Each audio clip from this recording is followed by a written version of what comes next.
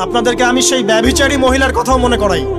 ওই মহিলা, যে ব্যক্তি একজন যৌনকর্মী ছিল, বা যেটা আমরা বলি ব্যভিচারিণী মহিলা ছিল, একটা কুকুরকে দেখেছে সে পানি পান করার জন্য তৃষ্ণার্ত, সে এটাতে মায়া করে দয়া করে তার মোজাটাকে নামিয়ে এই কূপ থেকে পানি উঠিয়ে কুকুরকে পান করিয়েছে। এই একটা কাজের বদৌলতে আল্লাহ রাব্বুল আলামিন এই ব্যভিচারী মহিলাকে মাফ করে জান্নাত দিয়ে দিয়েছে।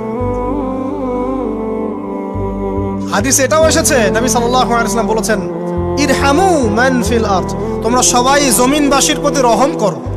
জমিনে মুসলিমই থাকতে হবে, তাদের প্রতি রহম করতে হবে এমন নয়, জমিনবাসী যারাই আছে সবার প্রতি রহম করো, জাতি ধর্ম বর্ণ নির্বিশেষে। এমনকি পশু পাখির প্রতিও দয়া করো। ইরহামু মান ফিল আরদ, জমিনে যারা আছে সবার প্রতি রহম করো। ইয়ারহামুকুম মান ফিস সামা, যিনি আসমানে আছেন তিনি তোমাদের প্রতি রহম করবেন ইনশাআল্লাহ।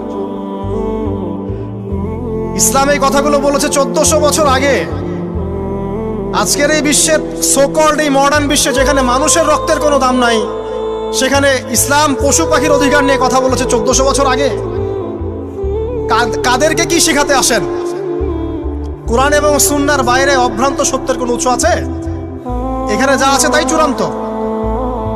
মানতে চাইলে মানেন, না মানতে চাইলে জাহান্নামে যান, কেউ তো বাধ্য করছে না। লাকুম দীনুকুম ওয়ালিয়া দীন।